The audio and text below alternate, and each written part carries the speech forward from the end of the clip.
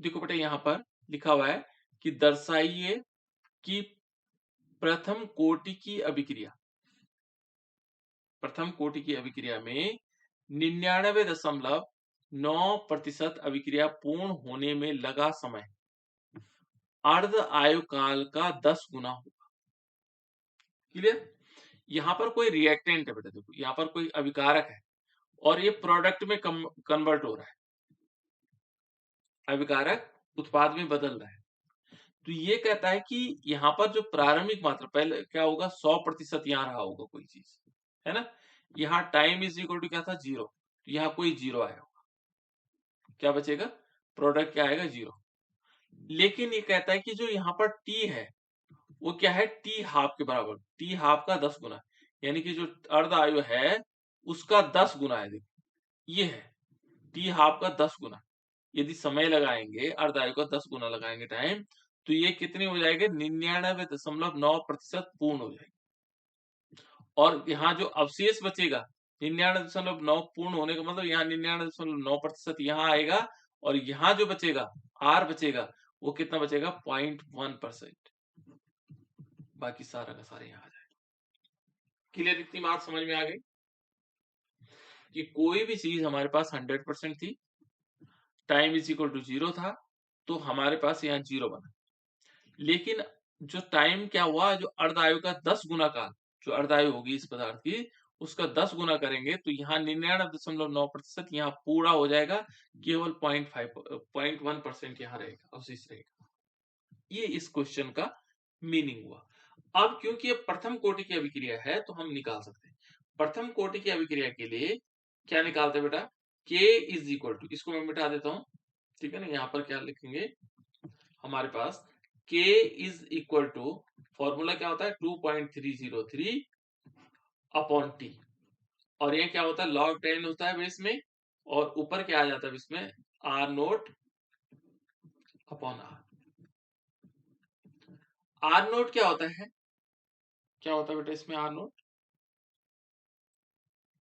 प्रारंभिक, बिल्कुल जो प्रारंभिक मात्रा होती है ना वो हमारे पास है। तो प्रारंभिक मात्रा इसमें तो 100%।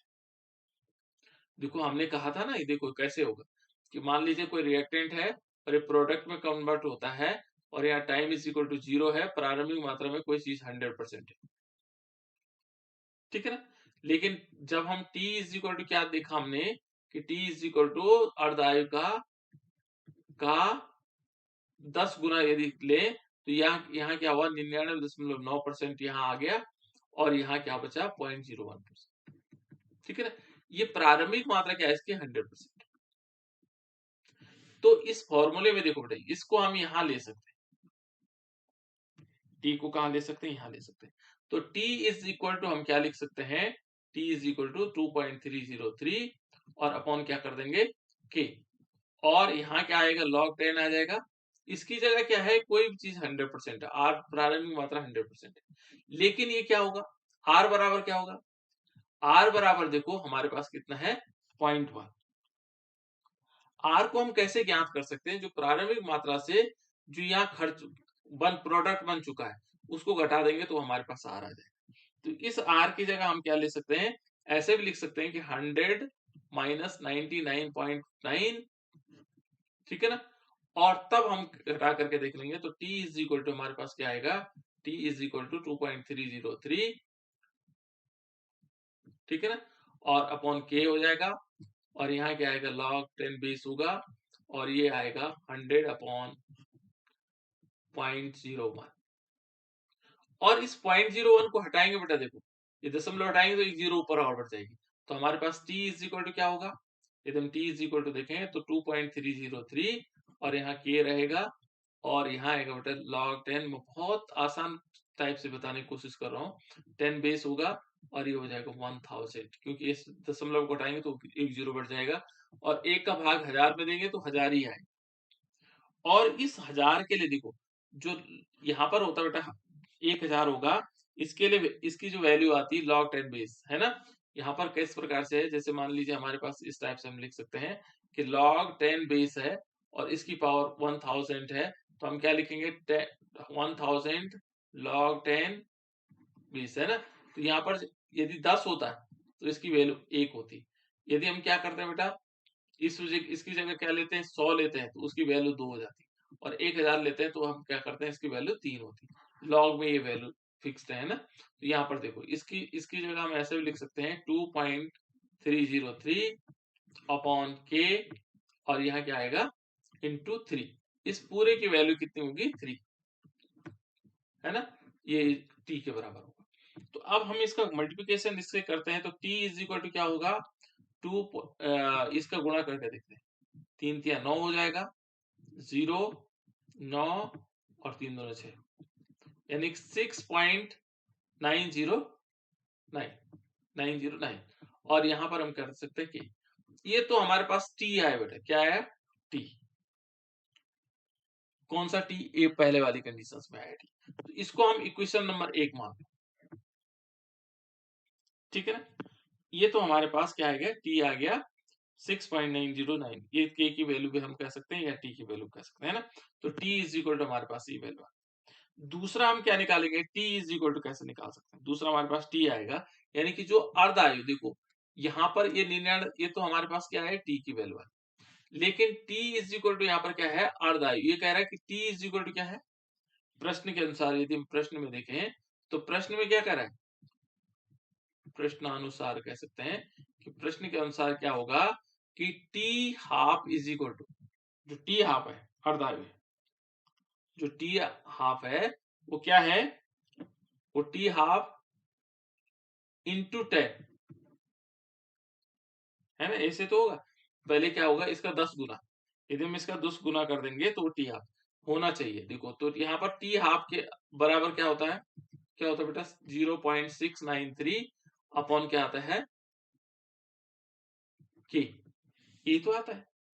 इसको हम समीकरण 2 मान लेते हैं, क्योंकि देखो टी बराबर हमारे पास ये आ गया और T half is equal to इतना, क्योंकि इन दोनों को हमने आपस में रिलेट करना बेटा। देखो ये कह रहा है कि 99.9% पूर्ण होने में जो अर्ध आयु काल का समय है उसका 10 गुना होगा, ये होगा हमारे पास टी, ये वाली वैल्यू।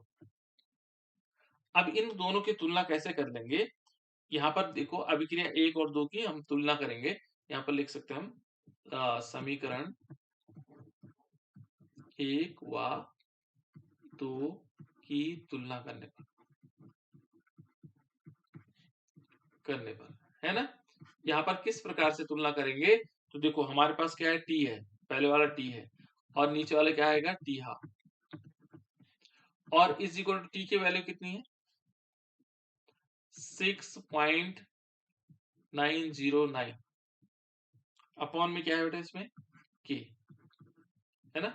और इस होल के बटे में क्या आएगा, इस होल के बटे में आएगा, पूरे के बटे में आएगा 0.693 अपॉन क्या आएगा, यहां भी क्या आएगा।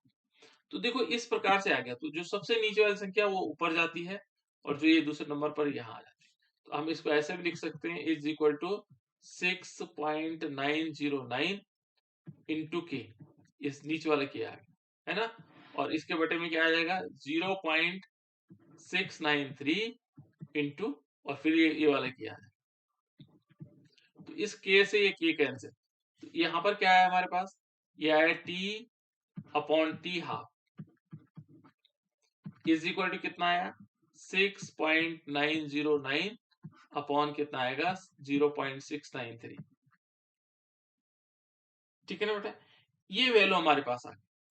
यदि हम इस वैल्यू को देखेंगे तो ये लगभग, देखो यदि यहाँ पर देखेंगे तो 69.693 है ना। यहाँ पर देखो ये इसका 10 गुना है, यदि हम इसका भाग इसमें देंगे तो लगभग लगभग कितनी बार जाएगा, 10 बार जाएगा। कैसे, ये है 0.069 और ये वाला कितना है, ये है 6.9। यदि हम 0.2 हटाते हैं तो यहाँ 2 जीरो लग जाती, तो ये इतना आ जाएगा, 690 हो जाएगा। देखो ना, इसमें से हम क्या करते हैं, ये हमारे पास है, इसका 3 दशमलव हटाते, 1 2 3, तो ये कितना आ जाएगा 6909, और यहाँ कितना आ जाएगा 693। तो यदि हम 10 बार इसका गुणा करेंगे 10 का गुणा करेंगे तो देखो 10 का गुणा करते हैं तो कितना आता है 6930। देखो ये आ रहा है ना 6 ये आ गया 9 आ गया 30 यानी कि ये थोड़ा सा ज्यादा हो रहा है लेकिन लगभग ये क्या है 10 गुने के बराबर है। ठीक है ना 10 गुना के बराबर है ना। तो इसको हम ऐसे लिख सकते हैं बेटा देखो यहाँ पर हम क्या कर लेंगे ये क्या होगा ये इसके 10 गुने के बराबर यानी कि हम इसको 10 टाइम्स काट सकते हैं। क्या कर सकते हैं इसमें यदि हम इसको क्या करें इसको 10 बार कट जाएगा यानी कि 10 का गुणा कर देंगे तो टाइम क्या हुआ देखो यहाँ पर सिद्ध हमने कर दिया कि t इज इक्वल टू क्या हुआ t बराबर देखो t हाफ ऊपर चले जाएगा कहाँ चले जाएगा ऊपर t देखो t हाफ है और 10 यहाँ पर पहले से तो जो t हमारे पास है वो क्या होगा अर्धायु का 10 गुना है। कितना गुना है 10। तो इससे क्या सिद्ध हुआ कि 99.9% पूर्ण होने में लगा हुआ समय क्या है अर्धायु काल का 10 गुना होगा। तो इस प्रकार से हम निकाल सकते हैं बेटा ये हमारे पास आंसर आ जाएगा। ठीक है ना तो ये हो गया हमारे पास ये